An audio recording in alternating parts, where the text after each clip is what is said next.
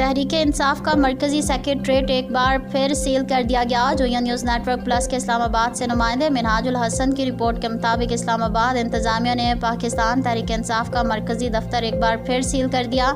تحریک انصاف کے دفتر کو میٹروپولیٹن کارپوریشن اسلام آباد کی جانب سے سیل کیا گیا ہے۔ میٹروپولیٹن کارپوریشن حکام کی جانب سے بھیجے گئے نوٹس میں کہا گیا ہے کہ آفس میں فائر اینڈ لائف سیفٹی انتظامات نہ ہونے کے باعث سیل کیا گیا ہے۔